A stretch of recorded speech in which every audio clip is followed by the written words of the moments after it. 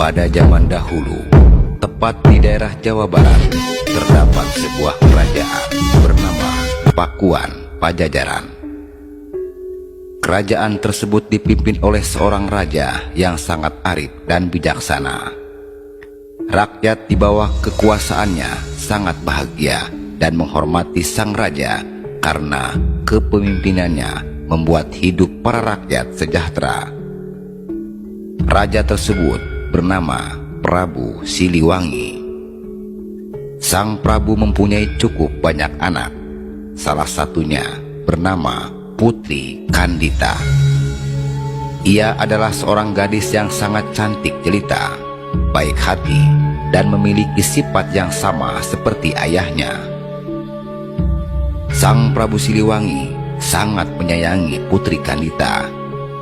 Dan seiring bertambahnya usia, Putri Kandita semakin memiliki paras yang cantik, dan ia merupakan anak tunggal. Maka ialah sang calon pewaris tahta Raja Prabu Siliwangi kelak. Mendengar keinginan Prabu Siliwangi untuk menjadikan Putri Kandita sebagai penerus tahta, para selir dan anak-anaknya tidak setuju.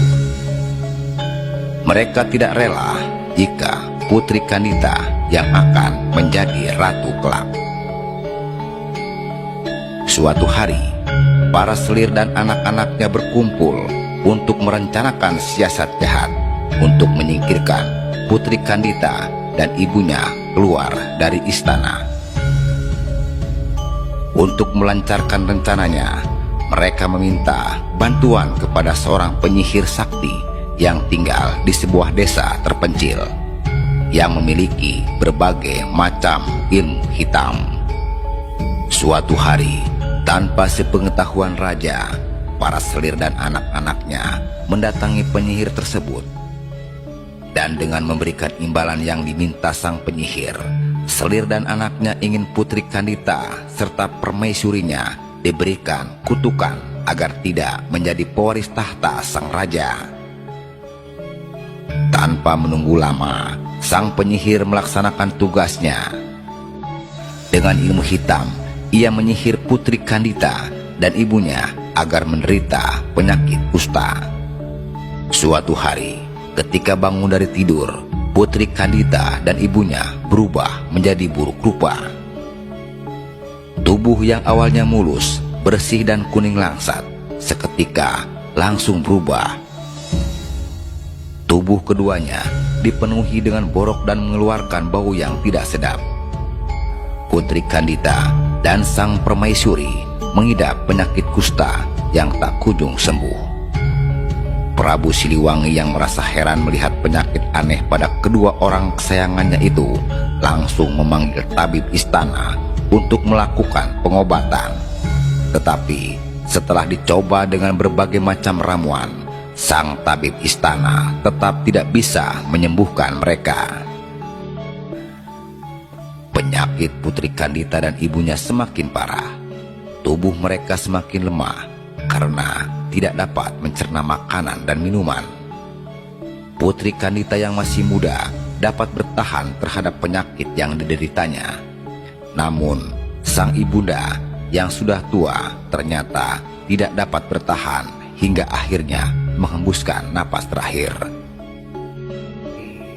Putri Kandita dan raja sangat terpukul dengan meninggalnya permaisuri. Selama berhari-hari, Raja Prabu Siliwangi termenung sendirian. Ia merasa sangat sedih karena orang yang dicintainya sudah meninggalkan dunia terlebih dahulu. Namun, sang Prabu pun merasa sangat terpukul melihat kondisi Putri Kandita yang tidak menunjukkan tanda-tanda kesembuhannya. Ia merasa sangat cemas karena Putri Kandita yang akan menggantikan meneruskan tahta kerajaan. Suatu hari, para selir dan anaknya datang menemui raja untuk menghasut agar Putri Kandita diusir. Awalnya, raja menolak. Namun, karena takut penyakitnya menular dengan terpaksa, Prabu Siliwangi menyetujui usulan tersebut. Tanpa sepengetahuan raja, Selir dan saudara-saudaranya. Ternyata Putri Kandita mendengar pembicaraan tersebut dan sangat kecewa, dan ia memutuskan untuk melarikan diri dari istana.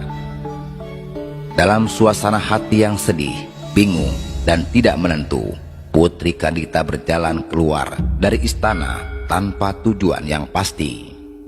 Selama berhari-hari, ia berjalan tanpa arah hingga akhirnya tiba di pesisir pantai selatan Pulau Jawa yang memiliki banyak batu karang dan ombak besar. Di salah satu batu karang, ia kemudian beristirahat hingga akhirnya tertidur karena kelelahan. Dalam tidurnya, Putri Kandita bermimpi mendengar sebuah suara gaib yang menyuruhnya menceburkan diri ke laut agar penyakitnya sembuh dan sehat seperti sedia kala. Ceburkanlah dirimu ke laut, Putri Kandita. Jika kamu ingin sembuh dari penyakitmu, kulitmu akan mulus seperti sedia kala. Putri Kandita pun terbangun dari tidurnya. Ia lalu merenung, meresapi kata-kata gaib tersebut. Karena ragu apakah suara itu merupakan sebuah wangsit atau hanya orang iseng yang membisik saat dia tidur. Tetapi setelah melihat sekeliling, sejauh mata memandang, yang ada hanyalah hamparan pasir putih dan ombak bergulung-gulung di sekitarnya. Oleh karena itu, yakinlah Putri Kandita bahwa suara gaib tadi merupakan sebuah wangsit yang harus dia laksanakan demi kesembuhan dirinya. Meyakini bahwa suara itu sebuah wangsit, Putri Kandita segera melakukan yang diperintahkan. Ketika menyentuh air, seluruh tubuh Kandita yang dihinggapi borok berangsur-angsur hilang dan menjadi mulus kembali. Kesembuhan Putri Kandita tidak membuatnya kembali ke istana. Dia lebih memilih untuk menetap di pantai selatan dan berbaur dengan penduduk sekitar yang sebagian besar sebagai nelayan. Sejak tinggal di sana, Putri Kandita terkenal karena kecantikan yang ia miliki. Banyak pangeran dari berbagai kerajaan datang untuk melamarnya. Namun, dari sekian banyak yang melamarnya, Putri Kandita sama sekali tidak tertarik. Sebagian dari mereka mundur karena Putri Kandita mengajukan syarat yang sangat sulit. Salah satu syaratnya adalah mengadu kesaktian di atas gelombang pantai laut selatan. Ternyata, dari sekian banyak laki-laki yang beradu kesaktian, tak seorang pun mampu mengalahkan Putri Kandita. Mereka akhirnya menjadi pengikut setia yang selalu mengawal sang putri kemanapun dia pergi. Sejak itulah Putri Kandita dikenal sebagai Ratu Penguasa Laut Selatan Pulau Jawa, yaitu Nyi Roro Kidul.